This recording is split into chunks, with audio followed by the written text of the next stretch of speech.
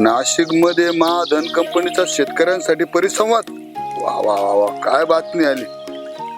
अहो मी काय म्हणते, जरा त्या पेपरातून डोकं बाजूला काढा. आणा तर तुला द्या इकडे बसायला मला. बोला सरकार, काय म्हणता.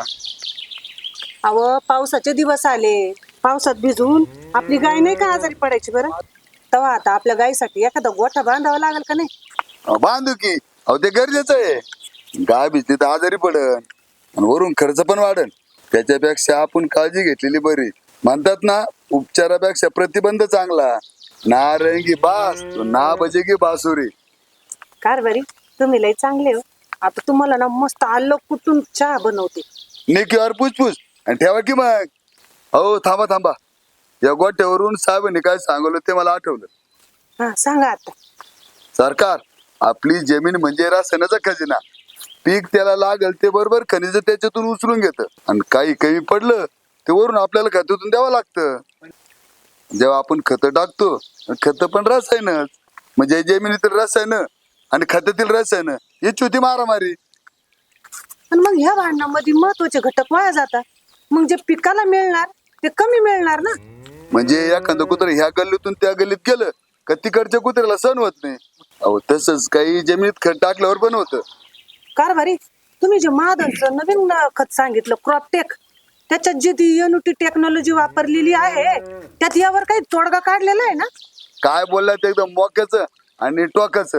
अहो नेहमीची खत जमिनीत टाकलं हीच लढाई होते.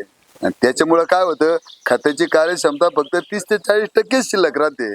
ही खताची लढाई किती जोरदार होणार ते म्हणजे जमिनीच्या सामूवर म्हणजेच pH वर अवलंबून असते. त्याच्यासाठी जमिनीचं आरोग्य सांभाळणं महत्वाचं आहे. म्हणजे महाधनच्या क्रॉपटेक आणि स्मार्टटेक या 2 खतामध्ये टेक्नॉलॉजी वापरलेली आहे. म्हणजे असं केलं तरी काय त्या महादन. दोघांच्या भांडणामध्ये कोणतरी तिसरा मध्यस्थी असता आणि ते दोघं जर त्याला मानत असले तर काय होईल. म्हणजे भांडणं होणार नाही, नाही तर मग कमी होतील. जसं मग कुत्र जर एकटं गेलं दुसऱ्या गल्लीत तर भांडणं होत्या. आणि तेच जर तो मालकासोबत गेला तर मग ते फक्त भुंकतोय. आणि तसंच आणि आपण जर आपल्या गायीसाठी गोठा बांधला तर पाऊस काय पडणार नाही का. पडेलच पाऊस, पण त्यापासून आपल्या गायीचं संरक्षण होईल का नाही. तुम्ही बरोबर बोलल्या सरकार. ज्यावेळेस लढाई व्हायची त्यावेळेस एका हातामध्ये ढाल आणि दुसऱ्या हातात तलवार असायची. जे सैनिक बुलेट प्रूफ जॅकेट घालतात गोळी लागू नये म्हणून. तसंच क्रॉपटेकच्या खतावर प्रत्येक दाण्यावरती एक कवच आहे. त्यामुळं क्रॉपटेकच्या 8ही घटकाला त्याच्यामुळे संरक्षण मिळतं. त्यामुळं जमिनीतले इतर रसायन त्याच्यावर डायरेक्ट हल्ला करीत नाही. त्याच्यामुळे पिकाला फायदा होतो. चांगली टेक्नॉलॉजी आहे महादनची. पण ह्याच्यावर आहे ना आपण सविस्तर रातच्याला बोलू. आता आपल्याला गोठ्याचं नियोजन करायचंय ना. चला उठा.